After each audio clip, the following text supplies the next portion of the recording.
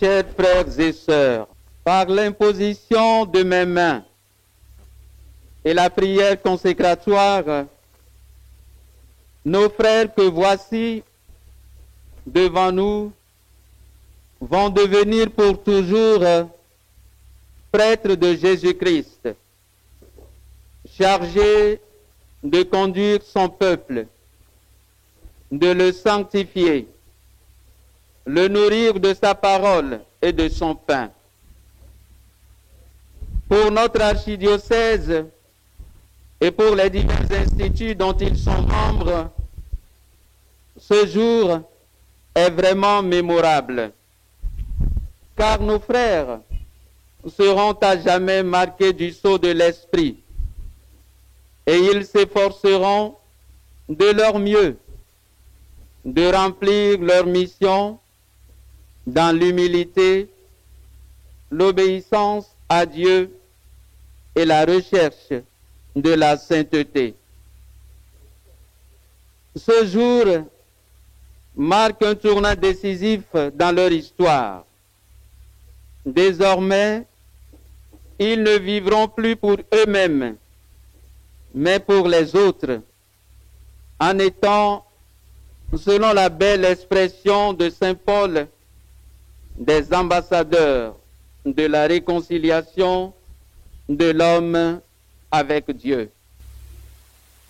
Je voudrais, à cette heureuse occasion, m'adresser à eux de manière particulière en partant d'une anecdote. Mais avant cela, je voudrais que nous les applaudissions.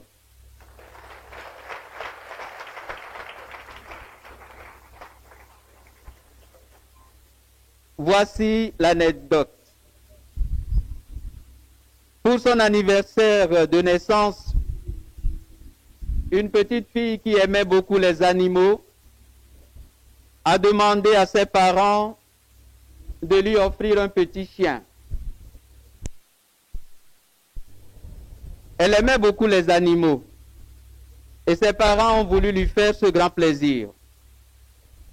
Le jour de la fête, le jour de l'anniversaire, les invités étaient très nombreux.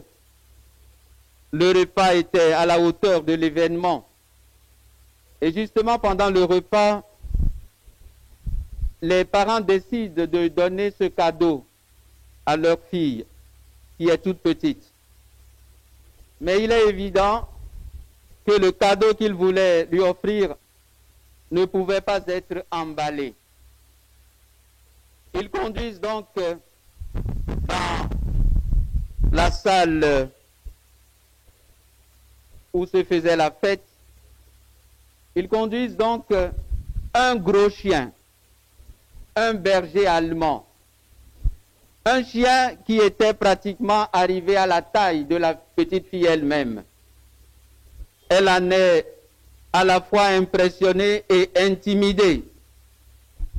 Elle recule un peu. Mais les parents lui disent, mais voilà ton cadeau, ça ne te plaît pas? Elle dit oui, oui papa, oui maman, c'est un joli cadeau. Mais dites-moi un peu, est-ce que c'est à moi que vous offrez ce chien ou c'est plutôt moi que vous offrez au chien? Parce qu'elle s'est rendue compte que ce molosse qu'elle avait devant elle ne pouvait pas servir à ses jeux d'enfant. Elle ne pouvait pas s'amuser avec le chien. Elle avait plutôt conscience que c'est le chien qui allait devenir son patron.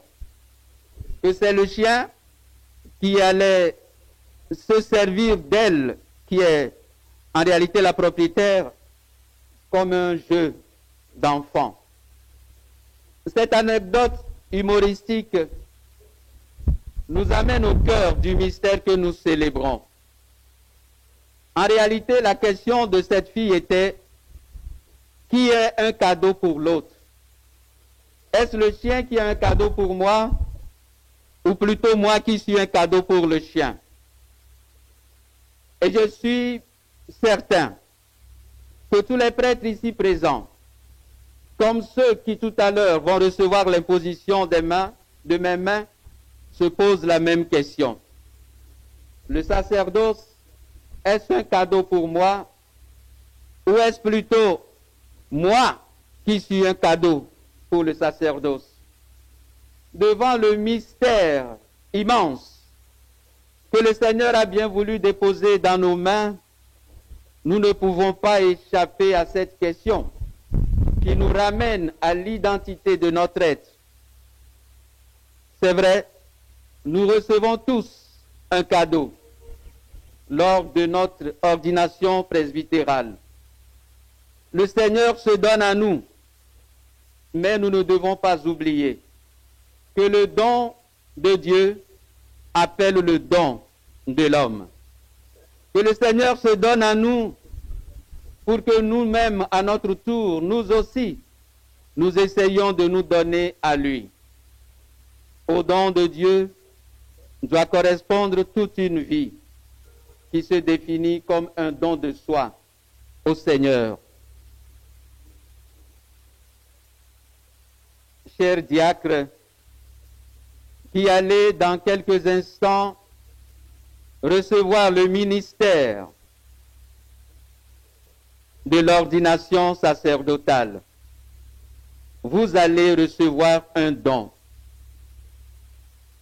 Un don qui va transformer totalement votre vie. À partir de ce jour, votre identité sera différente. On vous appellera prêtre de Jésus-Christ et vous le serez en réalité. Comme j'ai dit, à la demande de Moïse, Dieu a envoyé son esprit sur 70 hommes afin que ceux-ci l'aident dans la mission que le Seigneur lui a confiée. Vous aussi, vous recevrez en plénitude le don de l'esprit et vous serez les médiateurs de Dieu auprès des hommes. Ne l'oubliez jamais. Ce qui constitue votre identité à partir de ce jour, c'est cette imposition des mains qui va vous transformer totalement. En 1989, lors de mon séjour à Abidjan, un prêtre m'a invité pour célébrer la messe de Noël dans une station secondaire, dans un village.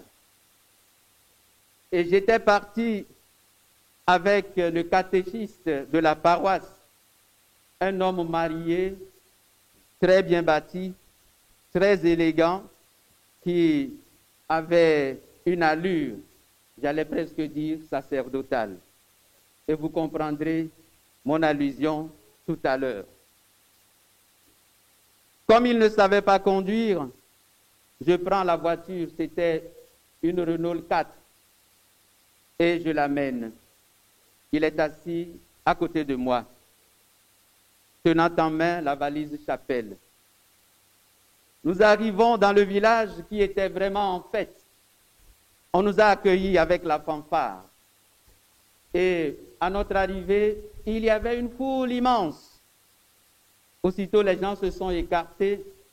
Ils se sont précipités sur la voiture pour ouvrir là où se trouve le catéchiste.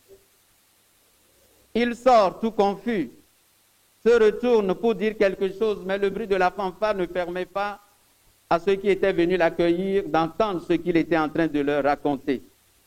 Il le pousse, pendant que lui ne cessait de se retourner pour me regarder.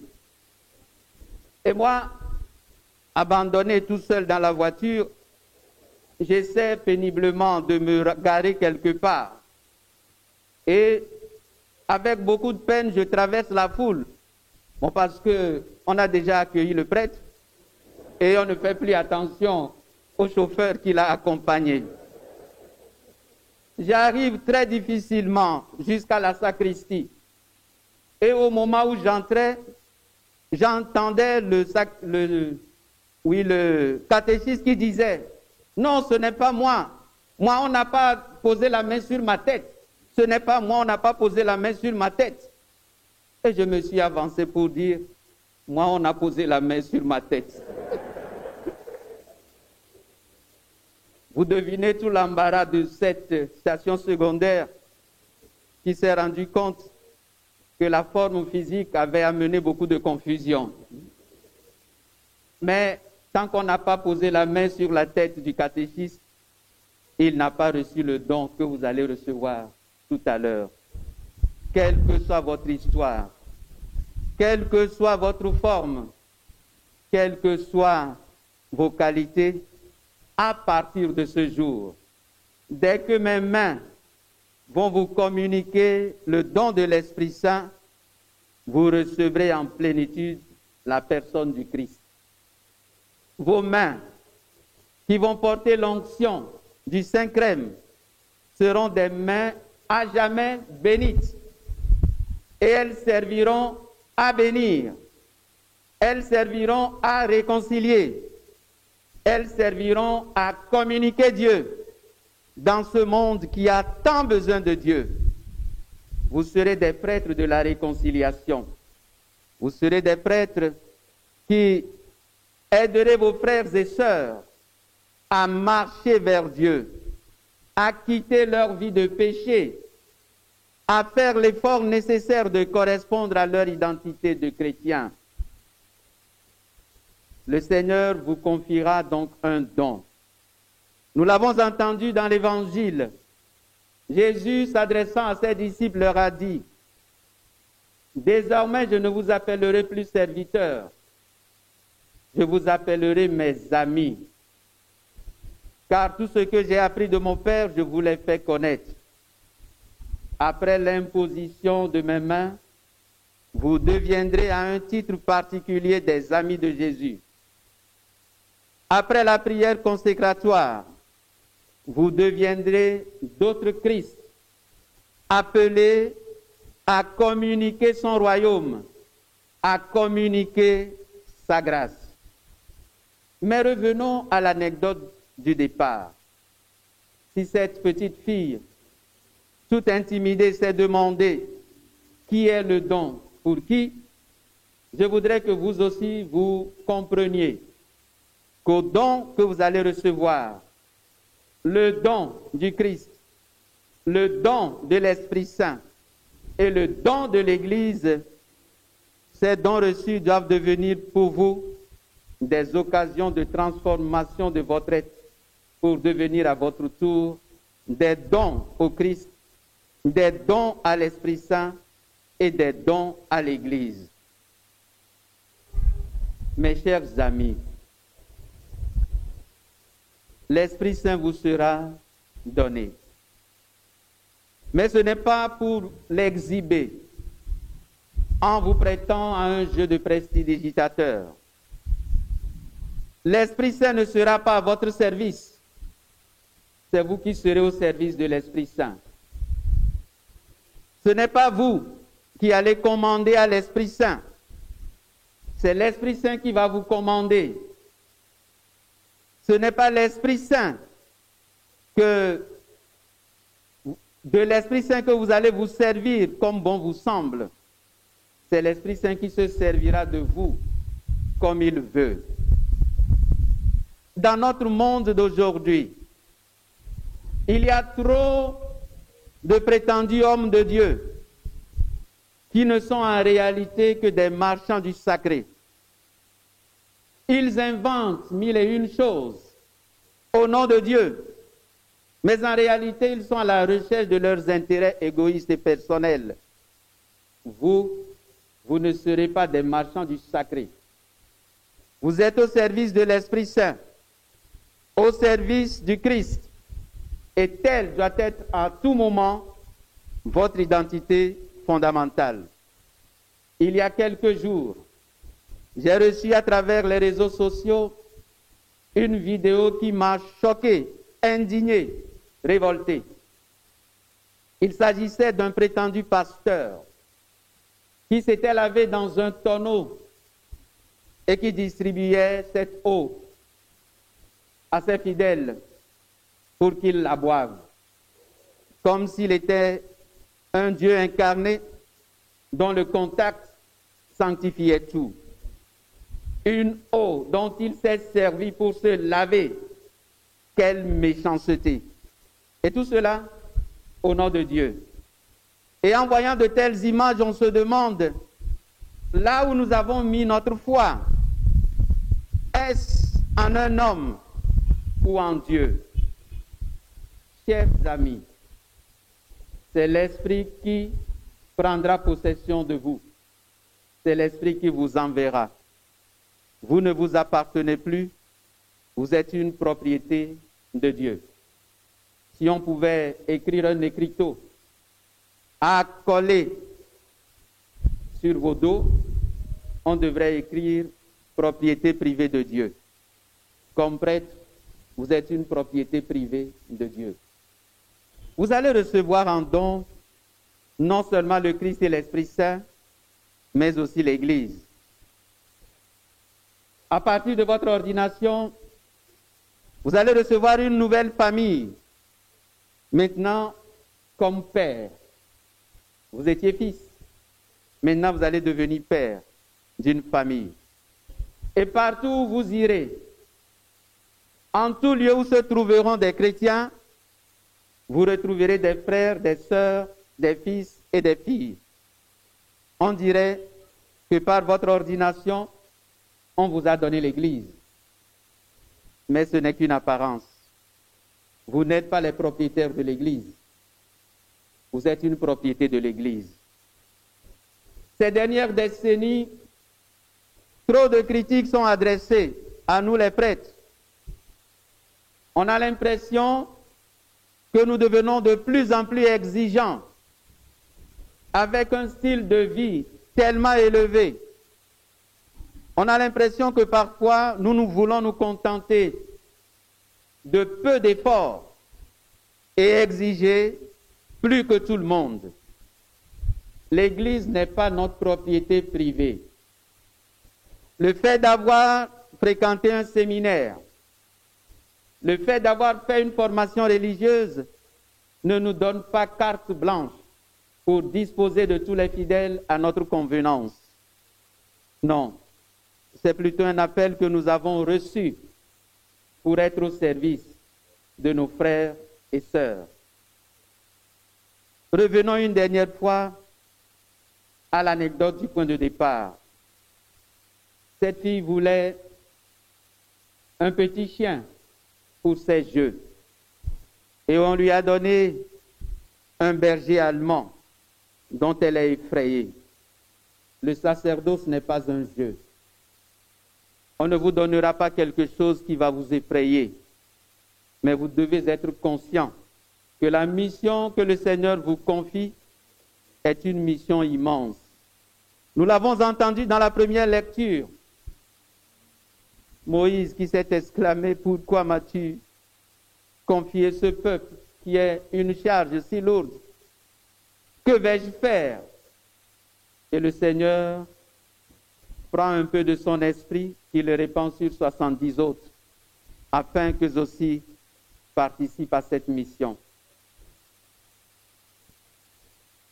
Mes chers amis, dans quelques instants, vous allez rentrer dans l'ordre des prêtres.